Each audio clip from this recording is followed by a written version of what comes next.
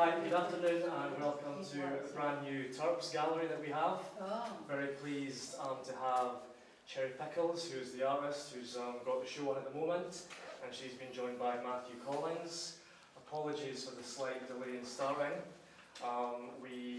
Cherry and Matthew will have a conversation between themselves that will last maybe 30-40 minutes, and then at the end there'll be a chance for you to ask any questions that you may have. And also, if you've not seen the show, they'll keep open until 5, so you get a chance to see the paintings. Okay, thank you.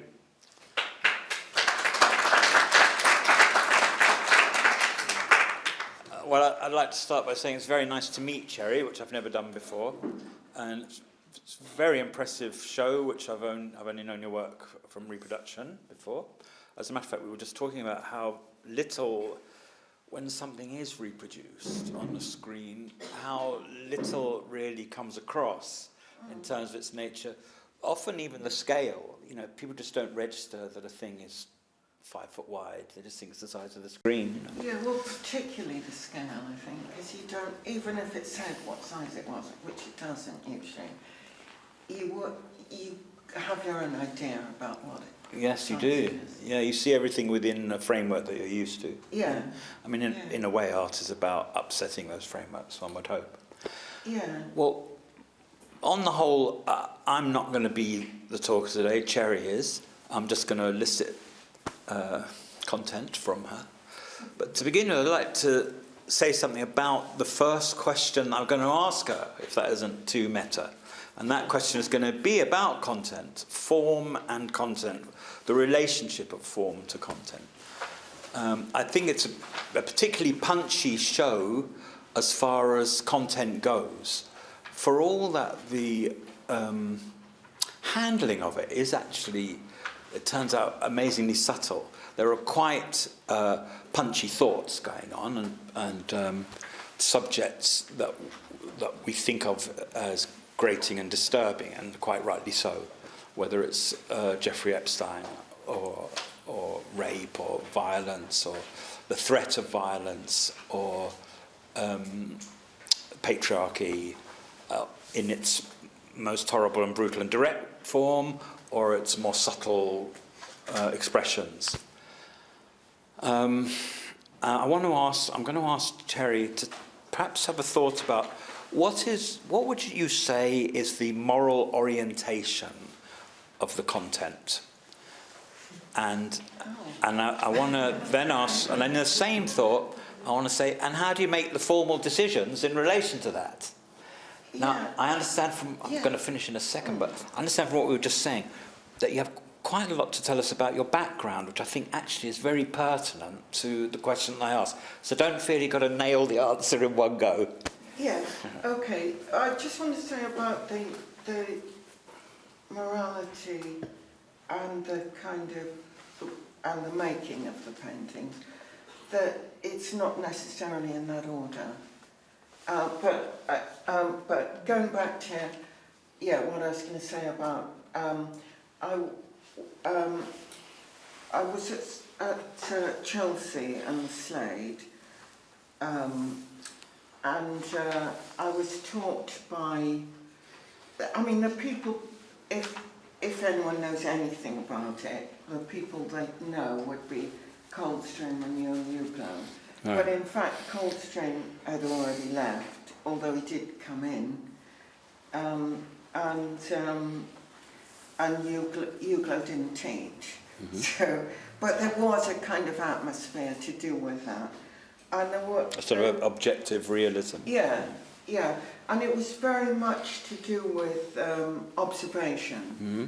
And Coldstream had been very involved with the British philosophy, and which was all to do with language, and that you can't ask questions such as what's the meaning of life. Because if you analyse the language, it doesn't mean anything, and you can't ask that question. And so that's very different from continental philosophy. But that kind of really interested me at the time, because I did do a degree in maths before before doing art because my father didn't think that art was serious, and he said he would support me doing art if I did maths first. But when I did maths, which was in Northern Ireland, I did a course in philosophy then, which was about British philosophy. So I'd already got that kind of background, and that made me interested in what was going on at Chelsea and the Slade. And there was also a thing not to do with British philosophy, or maybe it is, a sort of morality attached to that things that you see are in some way, it's in some way morally better than things you've made up. And there was the idea that you could never make things as good as they look, but that the art was about trying. And I liked all that at the time, but I also always found there was something missing in it. I wasn't all that interested in, say, Huglow's paintings. I'm a bit more interested in them now, actually, than I was then. But I thought they were good, and there were things that interested me about them. But I wanted to do more, not more, but something different from that. I wanted it to be more,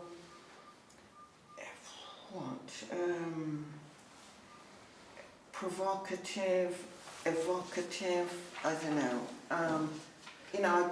I've been interested, as a lot of young people are, in surrealism, and I'd also been very interested in Munch, and I thought, like particularly things like his Death Room series, which I thought you can't do by observation, really. And also the kind of offhand way he painted. But actually, you get that a lot in, like even Huglow's work, or Patrick George, or the sort of offhand brushwork about what matters and what doesn't. And I think I still like that, and that's really important. And the spatial aspects are really important. And something that Miles Murphy used to talk about a lot. I got a lot from his teaching, even though he's not as well known as Hugo. And he was very interested in how, when you observe anything, it's about where you are as much as where what your painting is. And all these car ones are very much about, it really places you in the car, in a particular seat in the car. And the mirror ones as well. You've got to be in that situation to see that, in that exact situation. And so... I just want to check one thing. Yeah. So you're saying that series of values and maybe disappointments that you've told us about pertaining to those times, that's the beginning of the you of now gelling, as it were, coming together. You're pointing to things that you realised then, which are still in your psyche, as it were. Yeah. And do you, because I don't know your history going back to those, I don't know the history of the look of your work going back to those times, has the look of your work broadly been pretty much as it is going back to those times? Well, I mean, I did things entirely from observation, which not all these are. No. These all feel like they're constructed from observation and from photographs and their narratives, which sounds very different to you and Huglo world. And you've said in what way there's maybe a bit of the Huglo Coldstream world, but there are other things which come from surrealism and expressionism, and particularly Munch and the profound soul-searching aspect of Munch, it sounds like. Yeah, well, I mean, I think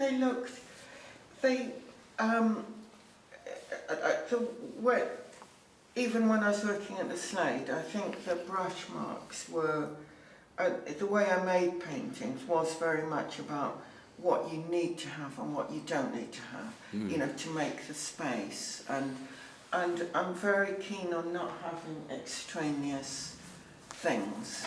Well, I mean, that's not quite true. I mean, if they just happen to be there and they're not interfering, that's okay. But,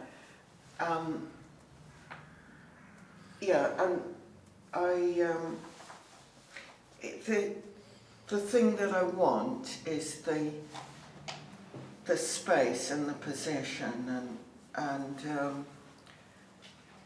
to put you in putting the viewer in that situation, and making the paint just, well, I mean, you know, I suppose they are quite painterly, but it's pretty much about doing it. Yeah, this is another thing I got from working from life, is if you're really trying to observe something, you're not so conscious about the brush marks. Mm-hmm. And so I've always felt that I need something else, that I couldn't just think, I want to do some nice brush marks. Or, yeah. But when we look around at the pictures, there's a very strong feeling, but it may be illusory, and I think you hinted at this actually, a very strong feeling that you knew what you were going to do when you started. Not necessarily how you were going to do it, but you had a clear subject in mind.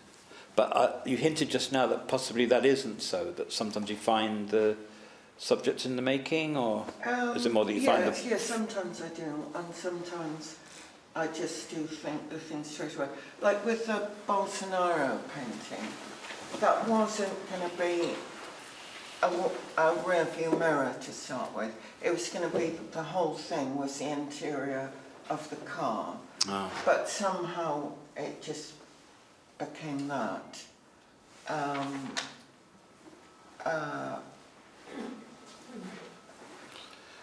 But it was always going to be Bolsonaro. Oh yeah. So yeah. in on that case, yeah, and some of it is very thinly painted. Yeah.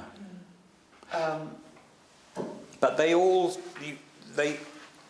there isn't a situation, is there, that you start out a painting and you've got the materials and an area, and you're not really sure, you know, what the subject is, in so much as we now know, and we look over there and you say that's self-portrait as William Burroughs. Yeah.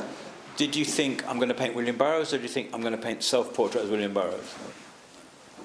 Oh, whether I thought it was Burroughs or a self-portrait. Yeah, I mean, did that evolve? Or? No, it had to be a self-portrait. Right, so because I had you're clear with it's clear with the subject to begin with, I had previously done a self-portrait as Richard III after seeing Catherine Hunter in an all-woman production of Richard III, and I spoke to her afterwards, and she was talking about how she used certain things about her disability and her masculine qualities to do that, and I thought that's an interesting idea.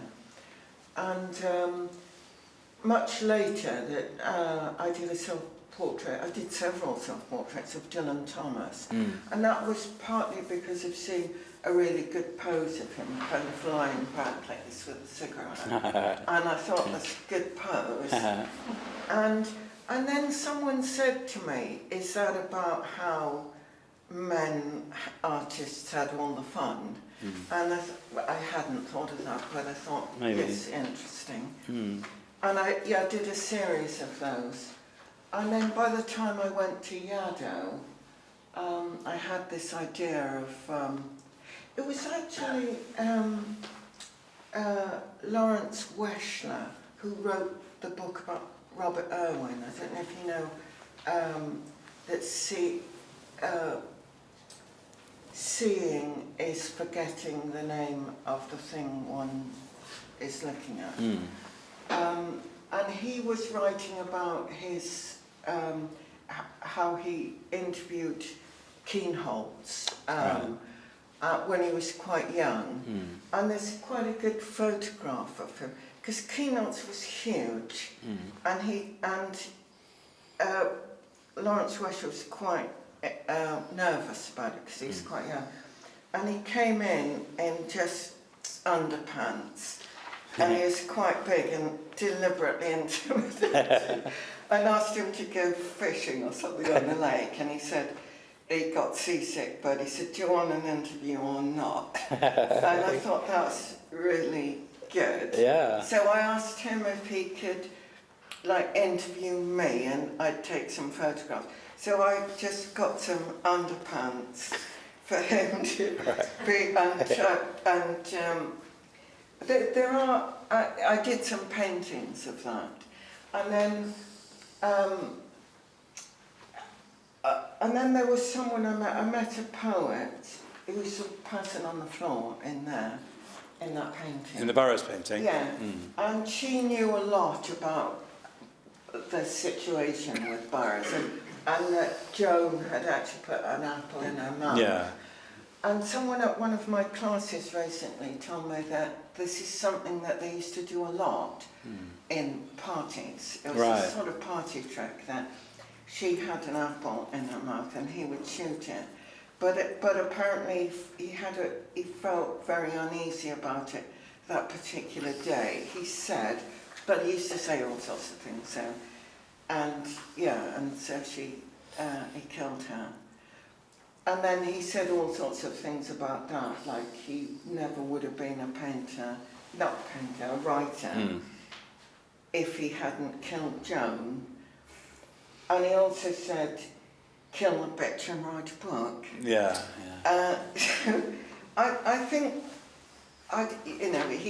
he was good at making use of things that he'd done, I suppose you could say. And you appreciate, it sounds like the art of spectacularising oneself that artists can do. Oh, yeah. And that sounds like a very strong resonance of Munch. Oh, yeah. He's the one of all the people that you've mentioned so far who seems absolutely consistent in everything you've said. I would think Munch. That would be like Munch. Munch would like that. I mean, it's not that I would think of Munch straight away when I look at your paintings, although I can certainly see why you would like him. But a friend of mine who's in the audience today actually has just come back from the Munch Museum, and for me the resonance of Munch and what I recognise in your work is an artist who's absolutely open to non-purity, who's a sort of literary artist as much as a painting artist, actually, even though he's incredibly enviable and delicious in the way he handles paint. The way he, like you, he can make something happen with very little. And he can make, as you said, something very offhand count. And that's as if he's found a way to harness or harvest the unconscious, as it were. But something offhand, as Freud would tell us, is absolutely loaded with on-hand stuff, Yes. And if you can find a way to make that work for you, that's a golden road to articulacy, as it were. But also, what would make him very different to your British philosophy people is his old-fashioned romanticism, which he sort of urgently modernises, urgently brings up, that urgently brings up to date. And in a way, I would say maybe you're interested in that too, that these are quite sort of big subjects that you do. They're big moral issues, and you have your take on them. And you just as you locate the viewer in a certain way in relation to the mirror, you're locating the audience generally. You're finding a way, how can I relocate the audience in terms of those big issues to make them urgent, as opposed to the kind of thing that we sort of pay lip service to without really feeling the urgency. Yeah. And I think Munch is really the star of that in a way. You could say that Van Gogh is to some extent, but of course Munch is the next one after Van Gogh, really, and then the German Expressionists is a sort of tradition, really, of that. Yeah. Didn't Paul Arrigo have a similar trajectory of being in a sort of Slade school and then went more towards the subjective, as it were? Yeah, I suppose so. I can see some parallels there. Yeah. Although... You avoid the magic realism. The part of the Slade I was in sort of kept itself away from a lot of the rest of the Slade, actually. Right. And I think she was in a more normal part of the Slade. What part were you in again? Well, they called it the F Studios at that time because they didn't want to call it Life Room for some reason. Yeah. What did F stand for then?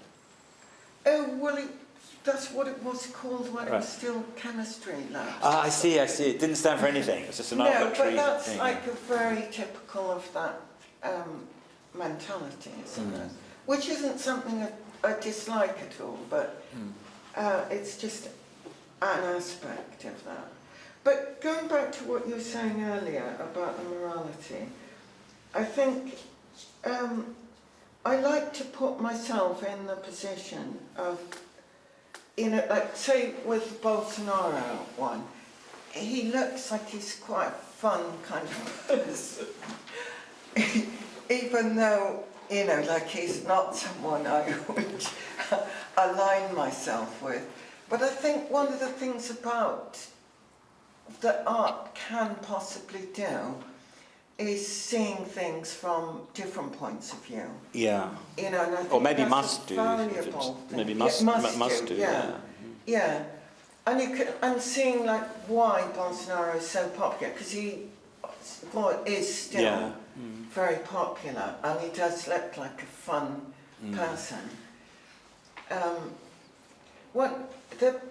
I like the person in the back of the car best in that painting, because he was sort of like I like the fact that he's barely there, and he is kind of smiling a bit. But the idea that you could, and I called it rape jokes with him. I mean, that's quite provocative. Yeah. But I thought it's strange the way that, well, I mean, in some ways it's strange, but it's understandable, that you can use murder or kill people in a flippant way, you could say you could murder a cup of coffee or something. But you can't use rape in that way, or it seemed really bad. And that's sort of quite an interesting thing about the language. So all of the titles are sort of either provocative or, well, I suppose mostly. They're very key. They make a big difference to how you read the picture.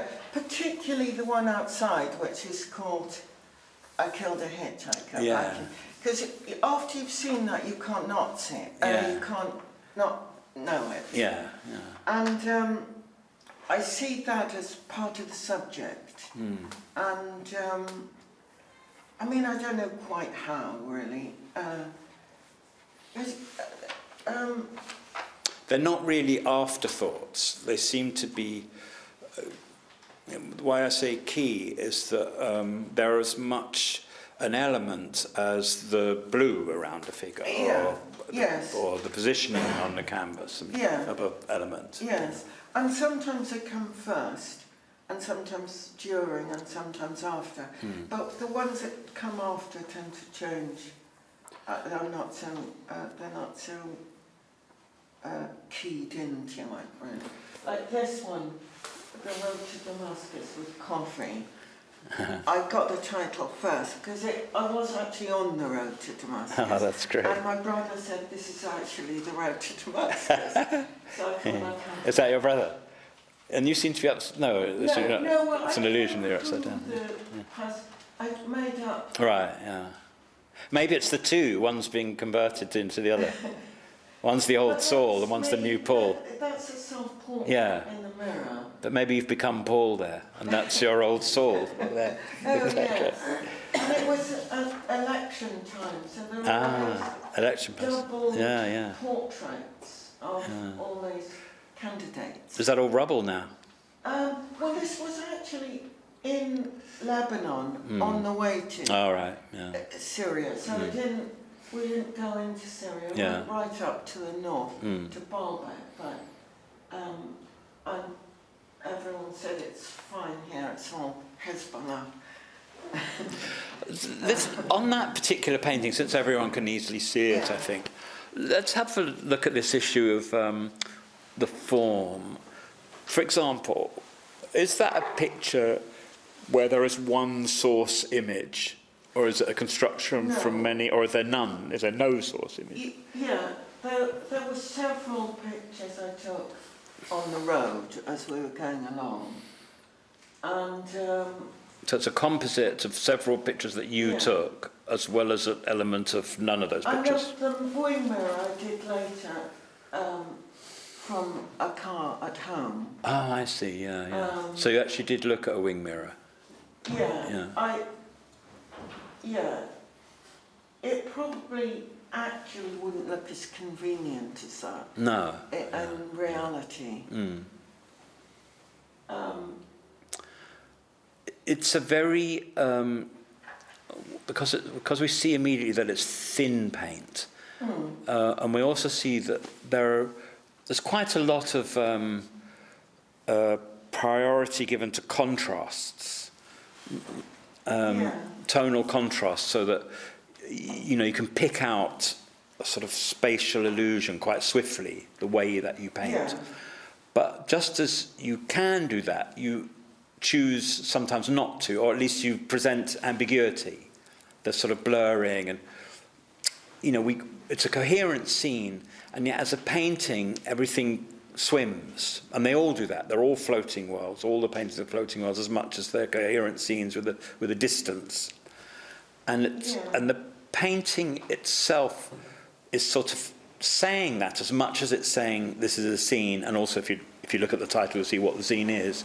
But also this is a sort of world of hints and impressions, and once you go into that, whatever that vessel is, because we wouldn't even have known it could be Ribena or something. But once you're in it, it's a whole world of brushstrokes and a little universe of bluish stuff and plum-coloured stuff and misty ghost whites, and that's the same all around the painting. So there's a lot of excess, as it were, and also not enough, you could say, in terms of, Marcus talked about a movie earlier, in terms of a movie scene, or if a court reporter had to say what was happening. You're giving us sometimes more than you need and sometimes less than you need. It's as if the painting has its own playful life that it wants to have whipped up, that you're whipping up, as it were. And then why I'm observing all these things is not because I can't remember what the point was. It's that in a way, once you've got into that rich world, there almost doesn't seem a necessity to have a narrative point. The sort of richness is rich enough on its own. It sort of almost takes away the urgency of the narrative point, and then you're surprised to remember that it has that point.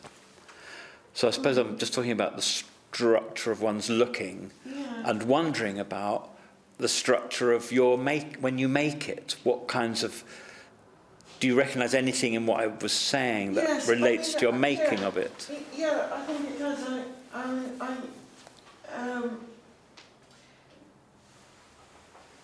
I guess a lot of it just... a lot of it comes from just trying to paint something in the normal way, which I think for everybody, or most people, is, people often talk about style, but if you do something in what to you seems a normal way, that is what looks like style in other things. So it's partly just trying to get it to work, to get the road flat and to get the distance and things like that, without chatting, to try and get it as simple as possible. And not to tidy up where I don't need to, but to try and get it right so there may be several goes at trying to get something, and if it's okay with that in it, I leave it. I mean, I wouldn't think I'm doing a painterly picture, because it seems Yeah. it seems wrong to me to do that. So it's just about trying to get it right, and I'm also thinking, well, what would happen if I made the sky more purple, or simplified it by making the whole thing purple? Because there's quite a few things that have been painted over, like there's an aeroplane up on the right, and there's on the coffee cup, I tried to make it like a sort of Islamic coffee cup, because it's on the road to Damascus, but I couldn't find any, and I made one, but then in the end it didn't really work, so I just ended up like that. I don't know. I'm afraid I don't know what an Islamic coffee cup is. Well, you know, like an Islamic takeaway coffee cup, Right, because I thought they might have their own versions of things, but actually there aren't. I couldn't find any then, anyway. I think it's really exciting the way that plane has that drip over it. It's a wonderful part of the painting. But I think the whole painting is absolutely alive. And well, that's another thing. Yeah, I want to keep it alive by having to make, if I've got to make changes, sort of quite big changes, so that it makes me have to do something else. One thing that's good about it is the mirroring of the shape of the mirror by the shape of the road. And if you scrunch up your eyes, they're both sort of similar shapes. So you've got a sort of simple Rothko type format of two big banks, as it were, two objects that paint, that sort of contain the whole arrangement is around, as it were. I suppose I'm pointing that out, and also with the coffee cup, just to think about, well, there's the making of a painting. You're talking about the making of a scene, and make a scene in a direct, get there as directly as soon as you can, don't have any extraneous stuff. Preserve unthinking material insofar as it helps you. And that maybe that compositional simple strength of the work was unconscious. Yeah. You're thinking, there's the road, it's going to go for a I try to do that. I mean, because I think, the best things one does are sort of semi-conscious. And so I like to put myself in a position where that can happen, I suppose. When I asked you right at the beginning a question, and then I sort of invited you as soon as I'd asked it to tell us about your history, we sort of let it go a bit. The issue of the question was, what would you describe? How would you sum it up? In a way, you have answered it already in many narratives, but how would you describe, if you could, or maybe if it's possible, what is the moral orientation of your content generally? I suppose that's almost to say, what is your content generally? Really? No, I mean, it is a lot about morality. I don't know about that one really, in a way. Well, it could be, I suppose. We'll talk generally about...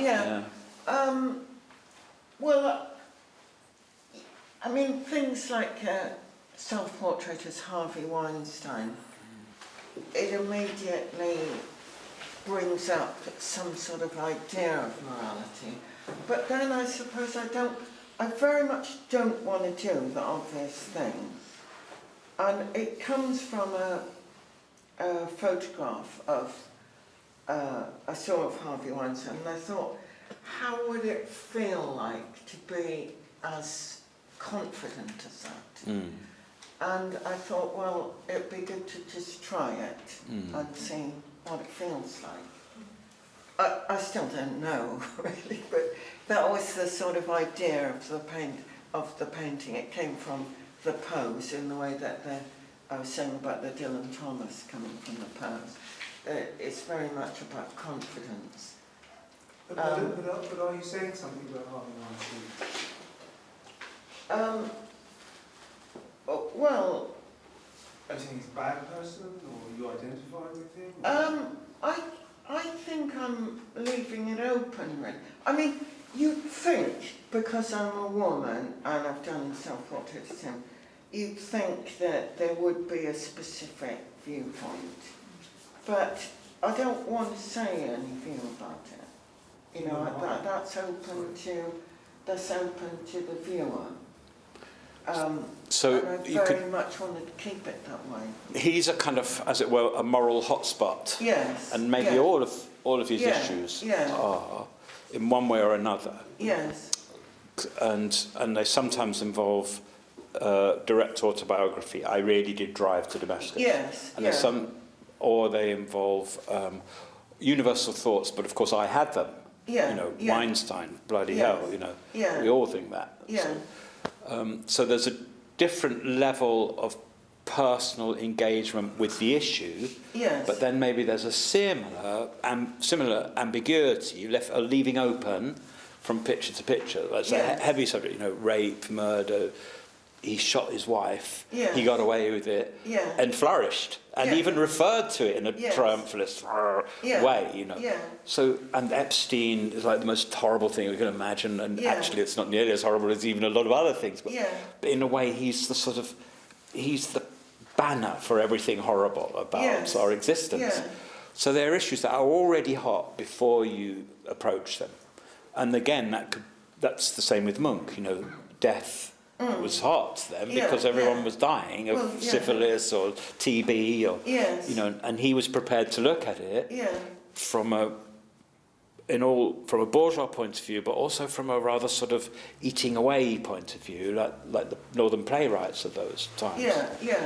So maybe I don't know the answer to my question. There probably isn't one answer, you know, but it sounds as though you're saying that the keeping it open is not necessarily sitting on the fence, because we're not talking about the issues away from the making, that we're talking about them in relation to the making. So it's what can painting do with those, or what can you as a painter do with those issues? It's very much not about sitting on the fence, because, you know, I have views, but I think that when you do a self-portrait as, say, well, anybody really, you start to think, well, what would they think?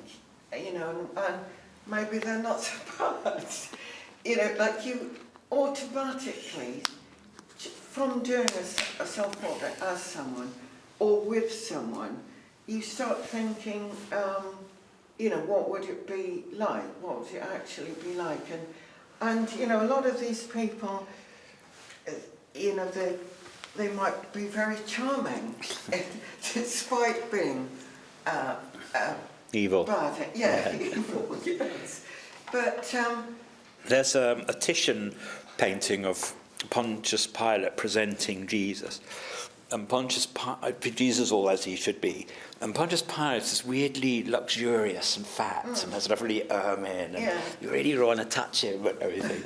And I suppose a thing that Titian is very good at is luxuriating in everything, whether they're Jesus or whether it's someone, all the different scale, you know, all the different spectrums of from good to bad along the moral spectrum.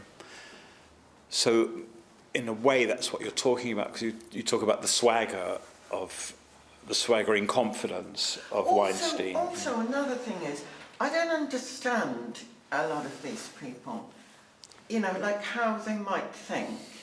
And so that I kind of want to put myself in the position of being with them or being them, to think about what, you know, how do they think about, how do they get to behave like that? But I mean, my more recent ones are about being with people than being the people. Well, except these ones of these ones are from Sandoval, who was a Colombian performance artist who no one seems to know about. No. And he was he wanted to make a distinction between the aseptic I don't know if that's how you pronounce it, gallery, Mm-hmm. and all the problems of crime and drugs and corruption Right, going on right. in Colombia. Yeah. And I saw an exhibition of his in Colombia, and he used a homeless man as a paintbrush, and that's where the paint picture in there comes. Ah, wow. And That's like that photographer guy who tattooed poor people. Santiago Serra. Thank you. Oh. Yeah, Santiago Serra. Yeah, Oh. yeah. That's interesting. So Yeah. so he's doing something with somebody, and now you're being with him doing the something. yes, Yeah. and I'm kind of. Well, no, I am actually being him. Oh, There. you're being him. And Yeah. that's the homeless man. I see. Yeah. And the fact that I'm photographing it seems morally dubious in some way, that I'm making a record of Yeah. using this person. Ah. And this is another version which, That's the phone up there. yeah. I read it as, because I didn't check the title, I read it as a murderer with a cutthroat razor pulling his victim. But now I see what's happening. Yeah.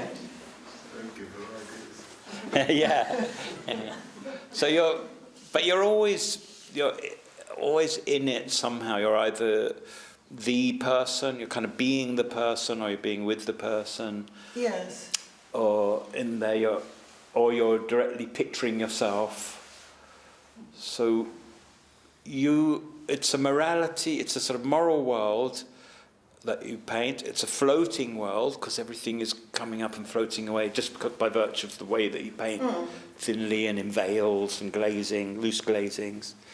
And it's a moral world and a floating world, and it's a slightly cinematic or performative or stagey world. You have a very cinematic angle on things. You place things in a dramatic way. You think about that. I suppose these are the. It's partly position, like we're in that one. It was a studio with a lot of mirrors, and it's partly just, and that's the picture I took with that camera. So that's why it's got that kind of slant. Right. And the victim is in the mirror. Oh no, we're both in the mirror actually.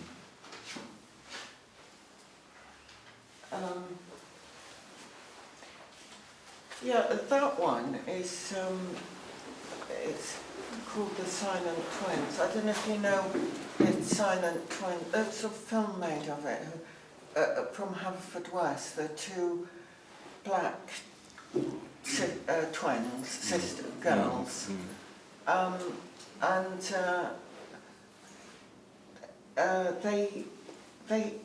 they were put in Broadmoor for a long time for very little, for a very small crime. But the thing that interested me was that one of the sisters knew when the other was talking to a psychoanalyst. They didn't talk to anyone. And then one of them was on the point of talking to a psychoanalyst, and she just got up to speak to her, and she fell over, with no apparent reason. And the other thing was, one of them, they decided one of them had to die, and one of them just died without having anything wrong with them. And just that, my interest in this sort of relates to being in the Caribbean, in particular Haiti. Voodoo. Where this one of the oldest, they're not called gods, but is twins, and there's three of them, but they're called twins, and and they're both male and female, and it's quite an important deity, and that's what I wanted to suggest with that, with this one. It's in two mirrors, and one of them harming the other, which is what these girls did. And the fact that they were in Haverfordwest, which is near where I live in Wales, was also although I never knew about them at the time. It's incredibly sinister content. Yes, yeah. But that sort of combined with I don't know if they'd ever been to, well, no, I think they hadn't ever been to the Caribbean, but probably the parents were from there. And it just seemed a very strange story. So that's a different kind of, well, I don't know if it's about morality at all, really. And the other side of the self-portrait of as Hemingway as his twin sister. You know, he used to dress up as his... I didn't know He that. didn't have a twin sister, but his mother... when he was young? His mother really wanted twin girls, and she used to dress him up as if he was the twin of his sister. So behind all this macho was that, and I like the idea of sort of double cross-dressing, and I mean, although it's, I mean, I'm just pretty much being myself, but it sort of relates to a double cross-dressing. Both of those pictures are less about morality than psychology, really. Psychology with morality almost, as it were, deliberately removed. Yes, that's true. But it's sad that they both are emotional. Immediately one thinks of... Because Hemingway stands for such a strong... one can think of many strong associations one would have with Hemingway, ultimately suiciding, actually. But that's pretty interesting that at the beginning is cross-dressing and at the end is absurd masculinity and then suicide. Actually, even when he was being absurdly masculine, he was still doing cross-dressing. It wasn't something he just did. I didn't know that. Oh, he did it always? Yes. Oh, wow. Yeah.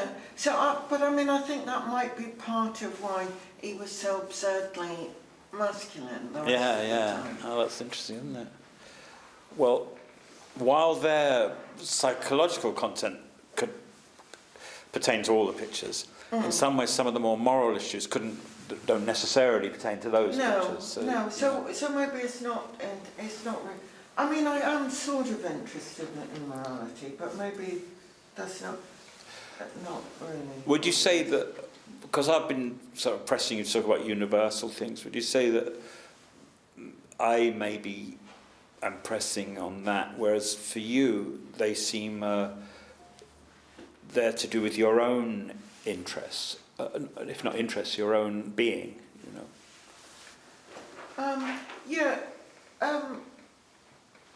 I suppose I am interested in universal things as well, but only certain people interest me, you know, like only certain people do I want to interest me in the sense of being the subject of a painting. Yeah. You know, like, I mean, although I've done myself as Trump there, Trump doesn't seem like a very good person to impersonate because he's already too funny, and no comedians can make anything of him because that's right. He's too much like that. He's too superb in his own daft way. Yeah, and there's other people who just aren't interesting enough. So it has to be something that they've done. Like Hunter Biden interests me quite a lot because he's done pretty much everything wrong that you can do. And also leaving his laptop to be repaired. Yeah, it's great, isn't it? Yes. So great. And so I've put myself... He's careless as well as evil. Yeah. Yes.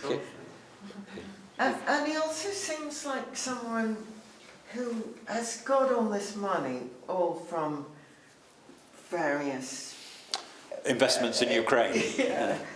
And then he seems like he wants to spend it as quickly as possible because he doesn't want to have it somehow. And so he does trafficking, prostitutes and drugs and everything that he can do. But he doesn't, I mean, he just seems very lost. And that's what interests me about him. I've done a few of him, actually. Film producers have your sort of interest in characters. You know, Rishi Sunak is too watery a person, not going to sustain a series or a movie. But these people, they all would. Yes, they're so richly faceted. There's so many dimensions of either idiocy or fallibility. You know, there's so many ways in which it's interesting to examine them. Well, we turned around this as, to a certain extent, maybe Simon asked a couple of questions. Maybe there's other people who thought things they'd like to ask Cherry. Or wish to ask. Yeah, go ahead. As you're in so many of your paintings, does it matter that you're not? So, it doesn't have to be immediately identifiable. Without us talking about it, I wouldn't know that. So. That's a good point. Yeah, what's the critic of the Evening Stand, Sewell, Brian Sewell. Yeah, when I had a painting in the National Portrait Gallery, he said that one of his criticisms was that you wouldn't recognise me at a bus stop. And I don't think you would recognise me in any of these from any of these at a bus stop. So does it matter? I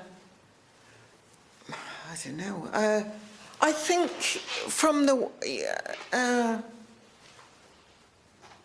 so it's obviously important to you in it is. Yes, making them. Yes, it is. Yeah, essential. Yeah, and in some of them, like say this one that's done in the mirror, and that one, and the ones that are done in the mirror, all of the ones that are done in the mirror.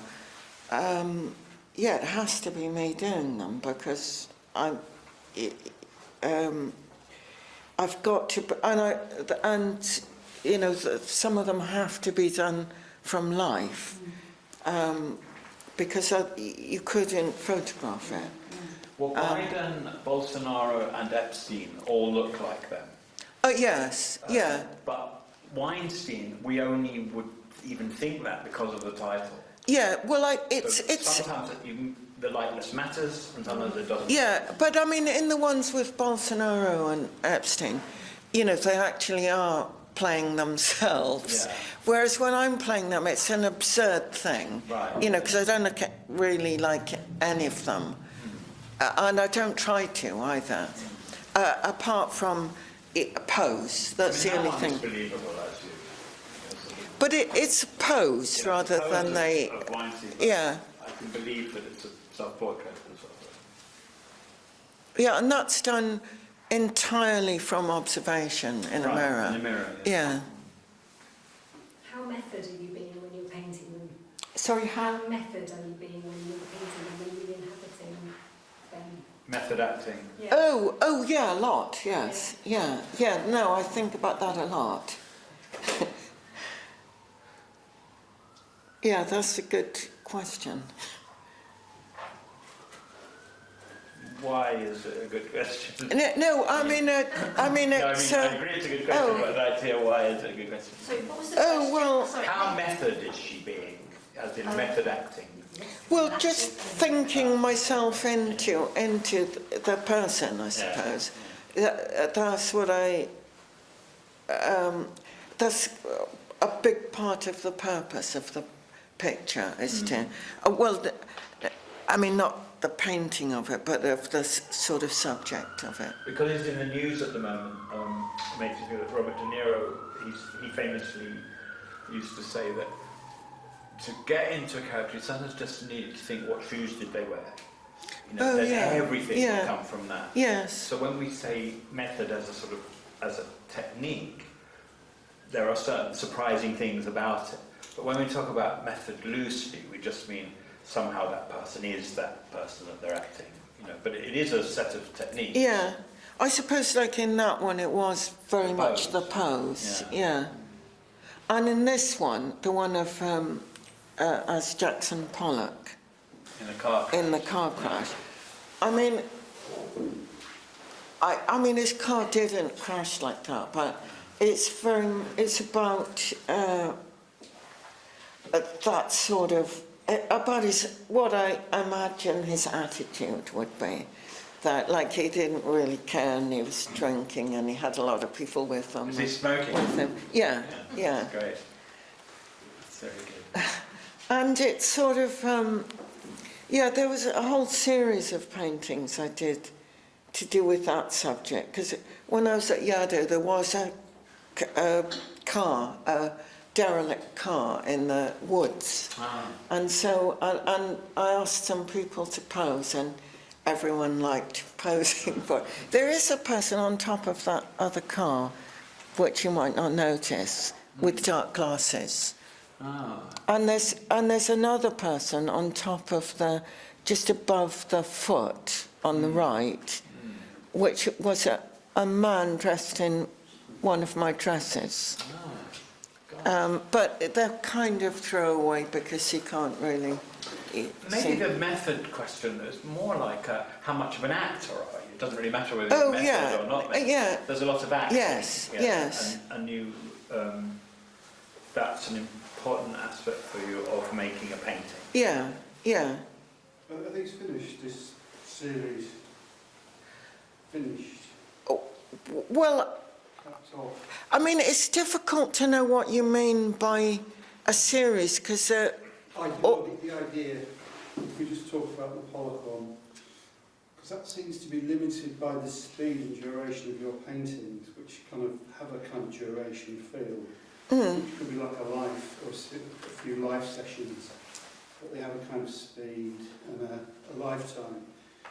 Whereas there's more in it to me to be sort of unpicked, which would mean getting out of that kind of normal way of doing things. But it also might mean getting outside of your own practice, so you've not got finished pieces. So they'd be kind of working, deconstructing things. So a couple of things come to mind there. I mean, if this is Cindy Sherman, you can always see Cindy Sherman, can't you? There's enough detail there.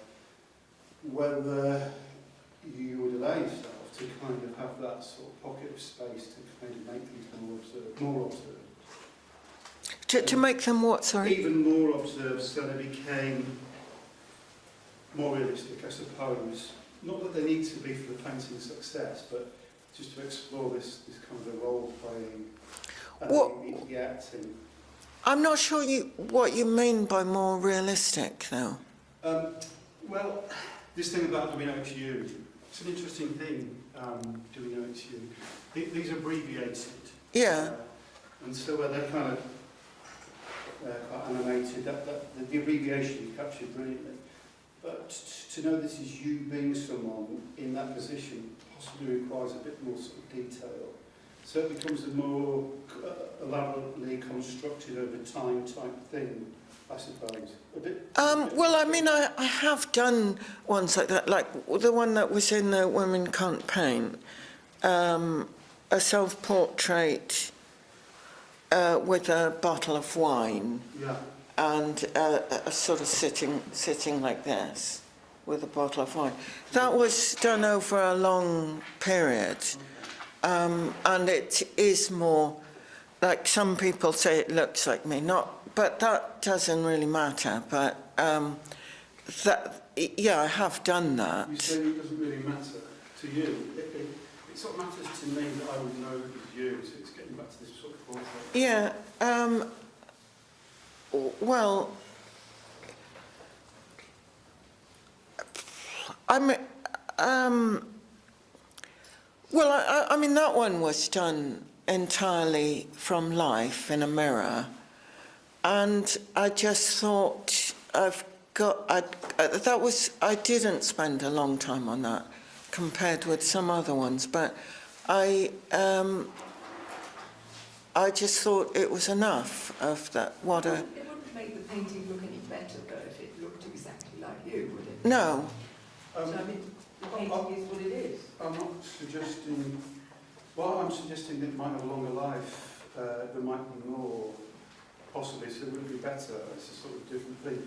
Because that's what I mean about the paintings have a length, a duration to make them successful paintings. This would sort of break that. You kind of getting into a different painting. Would you add any Well, more? I mean, I have done that a lot in the past, and it's not something that really interests me. And I'm not sure I agree with that has a longer life necessarily. I mean, it depends. It all depends how good things are, really, whether they last, I think, rather than... This one, I'm kind of seeing about 4 paintings sort of squashed on top of each other. Which? The Jackson Pollock. So, what are the 4 paintings? I'm not saying that's probably 3 or 2 or 5. Do you mean different references?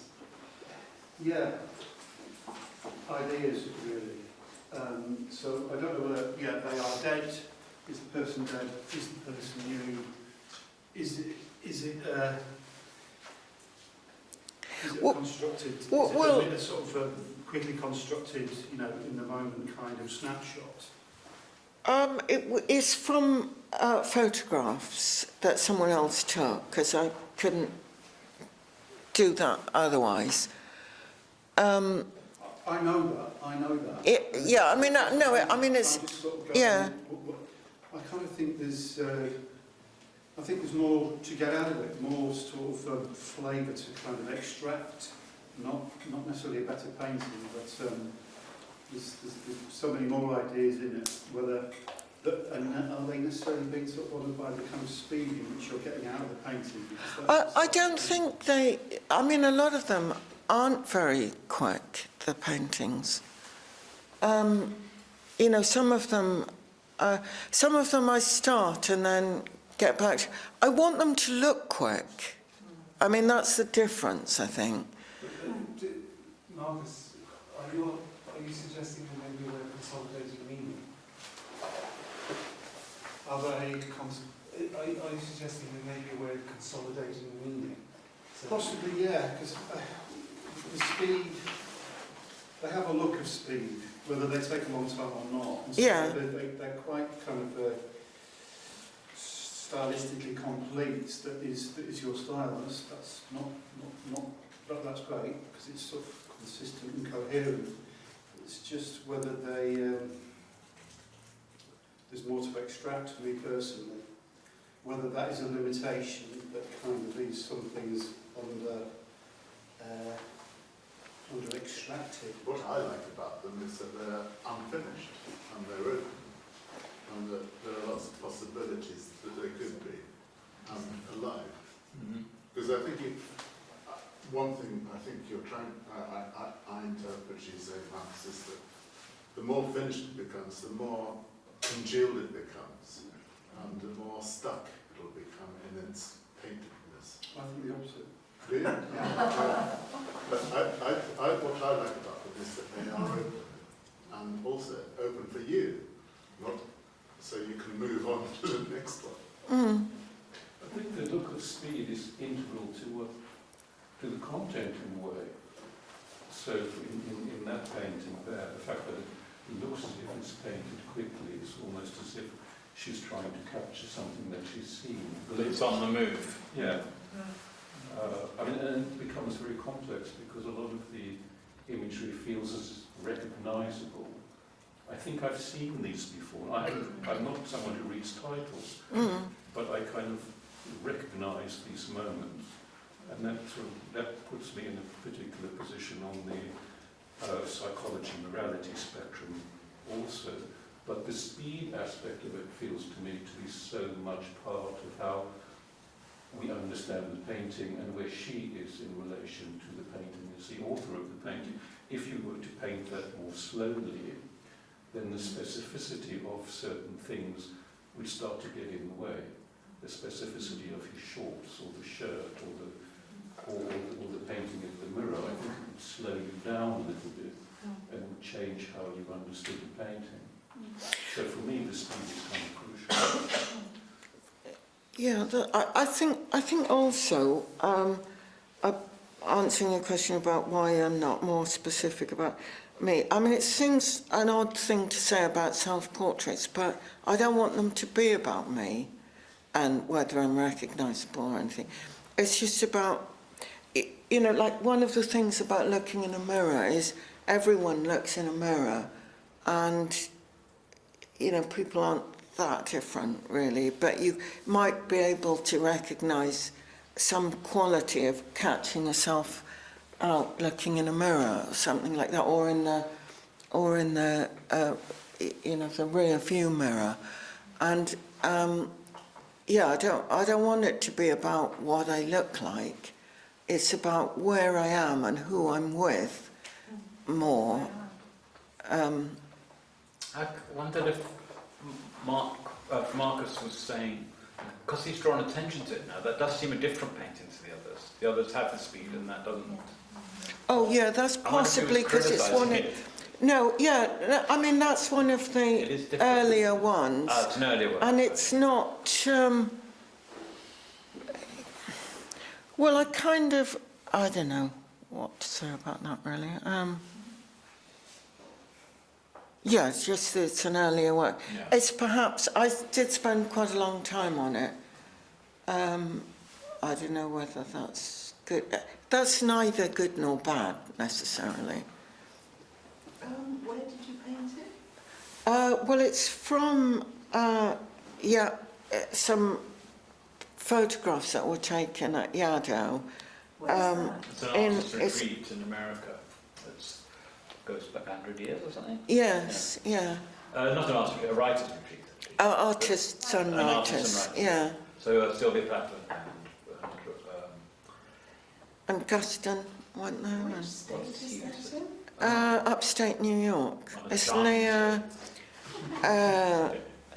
Saratoga Springs, which is a big horse racing place.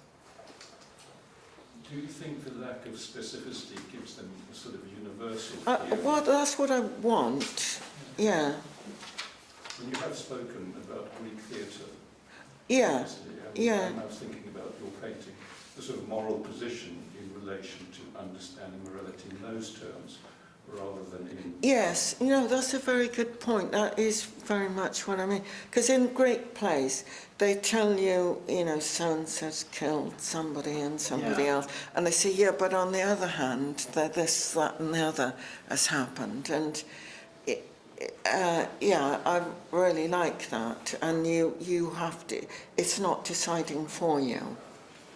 In Lynette Yadom-Boakie's paintings, there's a consistent theme of a painting, a Western painting, as it were, because she's making, you know, the gag, as it were, the sort of, if you boil it all down to the concept, it's the history of Western painting, only people are black instead of white.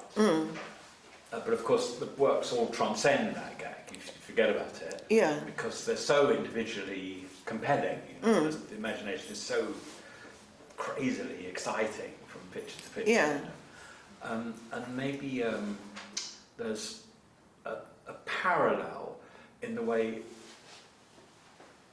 and there's a parallel and a departure from the parallel. There's a parallel in the way that all your pictures resolve into paintings. So I was saying how that's sort of rather successful composition in a way, but they all resolve either into the genres of painting, like portraits or scenes or interiors, or there might be gestural paintings or expressionist paintings. They all kind of end up being what they started out. You know, that for all these questions of the morality and the subject and you and your history, they are, in the end, you are stuck with the tradition that you're working in, which is painting. And you seem to be quite committed to what paintings can do. So you're going to do it. Yeah, And the limitations. the of it, limitations yes. and the strength that comes from admitting a limitation. Yes. Saying, yeah, you say, okay, I defer to you, Mr. Tradition or Mrs. Tradition, however we gender it. Yeah. And within the tradition, to some extent, that's a tradition that has a very funny sort of timing for us. We're not sure if we're painting now, well, we must be contemporary artists, is our beginning Andy Warhol, or if we're painting now, we must be contemporary, we must be modern, so our beginning is it Manet or Picasso or something. But if we're painting, we must be for all time. It's always existed. So we're partly traditional and we're partly now. And your paintings, because of what's been said about this notion of speed that they offer, and because of what we've seen and talked about in terms of the photographic or a glimpse, or we're in a car, or we're doing sort of modern things, we're thinking about modern people on TV who we hear about from mass media, they seem inescapably contemporary. They're of this moment, but they're also rather classically, and for obvious reasons, they are paintings. You can't have a sort of blurry mark with drips coming down without thinking about Rothko or 20th century modernism. You can't really have a portrait without thinking about Renaissance portraits. So you seem to have, you kind of accept certain things, and then within that you're going to be Cherry Pickles and your attitude and your history, and sometimes you do that rather literally. You think, well, I'm going to be Harvey Weinstein. I'm going to be it's a sort of history painting, but it's the subject that the history painting is about is my take on something important that's happening now. So in some ways you're not really in some ways you've imposed upon yourself a sort of traditional type of art. You haven't given yourself the problem of how to be radical. You've given yourself the problem of how to be a painter in a way that answers what it's like to be alive now, which isn't necessarily the same thing. There's a sort of positive conservatism, as it were, to what you do. I don't know, it's not really a question, really. It's a sort of rambling. No, I think that's true. I think that, it's a rambling survey in my mind of what you're doing. And it's kind of been quite deliberate, really, I suppose. But sometimes I think I shouldn't be like that. But I've kind of accepted that I am, and that I want to be subversive within that rather than to. Well, I mean, someone like Sandoval. It would be quite. I don't know how you would go about. I mean, doing what he did would be. I don't know how you could do it really in this country apart from anything else. Yeah, how you could even do it. Yeah. Without being arrested. Yes, because. in a kind of place of lawlessness and. Yeah, because one of the lawless. things he did was to get. I don't know if it was an imprisoned person or someone who died, I don't know how, and I don't know whether he had any relations, and dragging this person until there was nothing left. And that seems like, I don't know how it's possible to do that, really. But, I mean, it's not something... It's definitely not something that I could just say, right, I'm going to stop painting and do that. Yeah. But that is that area that he works in is what would most interest me about not being a painter. Like the kind of, the very extreme side of that. Well, that maybe gives us a clue about what you do when you are painting. That you do you are rather enticed, as it were, by the very transgressive. Yes. Who wants to ask the final mind-boggling question that we never forget? Yeah. So I just want a really simple question. Why did you want to paint yourself as Harvey Weinstein? No, it's not Harvey Weinstein. Epstein. Epstein's name. Oh, oh, well, it was a good picture of him laughing. I made it more extreme, the laugh, because it didn't look enough. Yeah, and it's so me. In Mar-a-Lago. Mar-a-Lago. Mar-a-Lago. Yeah, and I just thought, when you're painting someone laughing, you can't help laughing, or at least smiling, when you're doing it. And it seems like, you know, and to have someone that's quite bad and that you're painting, it's an interesting thing to do. But that doesn't really explain it. I mean, I don't know why I choose a lot of things. I just thought that's a good image. And I just tried it out. And sometimes I do, sometimes it doesn't work. And sometimes it does. It's really important that it's, I mean, the title is what, I don't know, makes it what it is. I mean, it's not just any old person laughing. Oh, no. Well, I think it looks like him as well. It's like that huge unspoken content that's behind. Yes, yeah. But it's just somebody laughing. Yeah, no, but that, I mean, it's because of who he is that I wouldn't, you know, it's not just anybody laughing. And, you know, and It's also like a male, like, to me I read it as a male kind of sweeping by a female and... oh, well, yeah, no, I think they were probably... You talked about the male-female kind of issue that is in all of these works. Yes, yeah. Because in that painting I see, you know, Oh, that yeah. kind of like arrogance and violence of the male. Yeah, you know? yeah, no, it definitely is in that, yes, that's, yeah, that's something I That's, like, haven't, huge. yeah, it is huge, and I haven't talked about it, but yeah, it is huge. And I think it's especially today. so good because it's not like, oh, isn't it terrible that he did that and he was in Mar-a-Lago? Everyone will just switch off. Yeah. Yeah, there's also the thing about not, you know, like being with these people or being them, makes me not the victim, because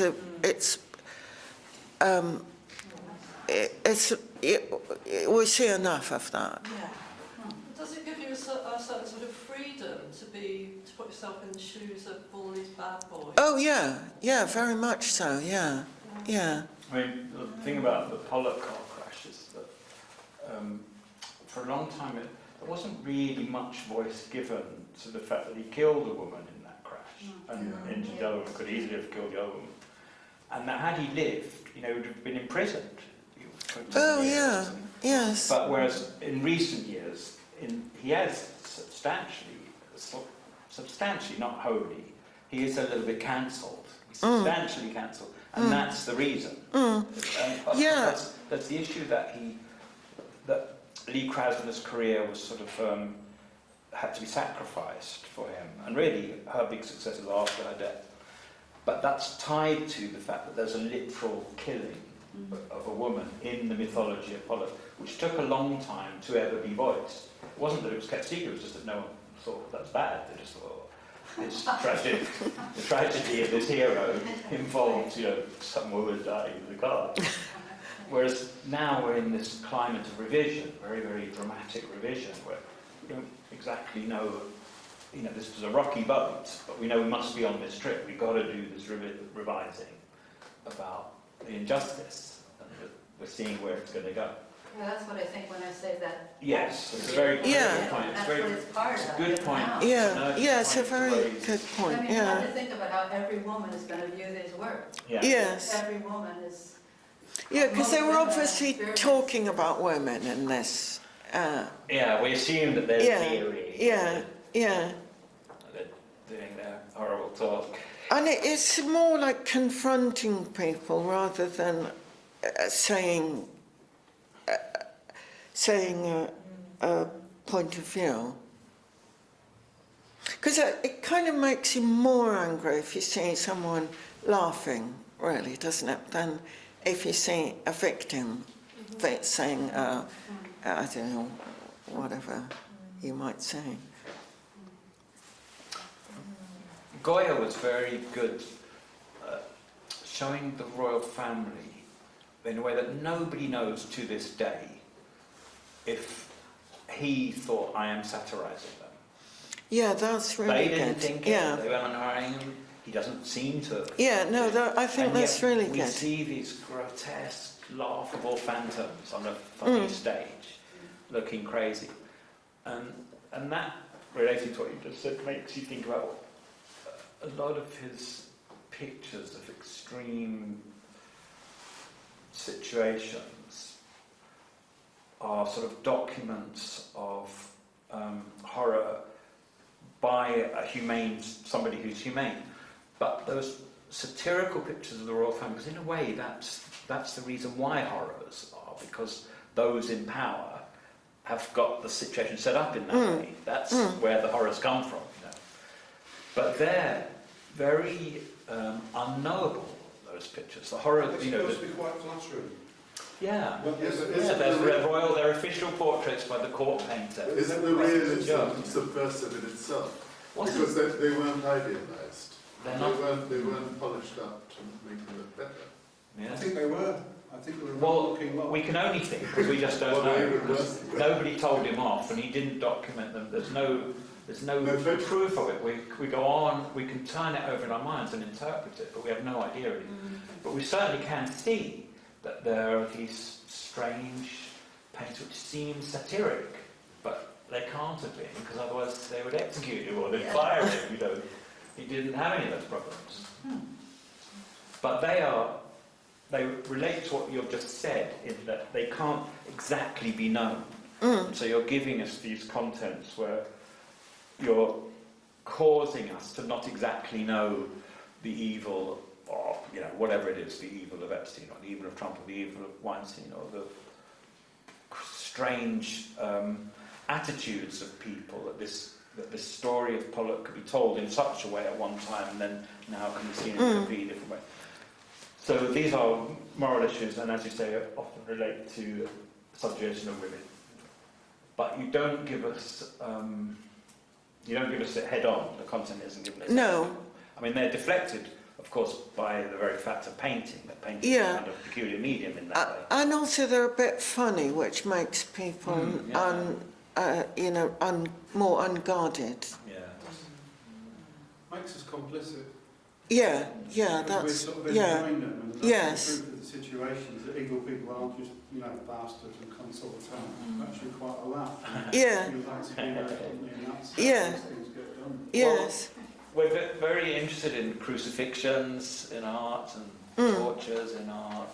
And, all the aspects of humanity art offers us with our really stare, So. I think it's rather amusing, your preoccupation with underpants. Was he found in his underpants? Who? Jackson Pollock? Yeah. No, that came from the Keenholz, really. Because, doing the self-portrait as that, I thought, well, it's quite a funny thing anyway. And it's sort of like a big white block in the painting. So it came from that, really. Did you ever see that exhibition of William Burroughs' drawings in London many, many years ago, where he'd done some drawings of people he didn't like? He'd taken them out and shot them. So, and then someone said, what Sorry, exhibitions of his shot paintings, but I never saw any of drawings of people he didn't like. Yeah. He was mainly shooting wooden panels and paint on them and then shooting them. He shot some people, did he? Obviously because of his personal history, but in a way, do your paintings work in the same way? I mean, are you sort of literally shooting these people? Well, I'd like to leave it open to that interpretation, Not in certainly. Way, but just they're dark paintings, They are dark paintings. You're addressing something, the equivalent of pointing a gun at them or shooting them, not because you want to take a moral position, but because you're getting something personal out of your system. Why then that's too psychological. No, it could be, yeah. Could be. So I'm going to suggest that we leave it there. I think we could talk for the same length of time. There's a lot of other things to bring out. We brought up one of the things right at the end. Yes. We could have part two, but it's fantastic to hear from you. It's the first time I've met you. Well, It was great to see your work. It was great to I'm very hear you talk about it. happy that you were able to do this. It was a pleasure. Thank you, Cherry.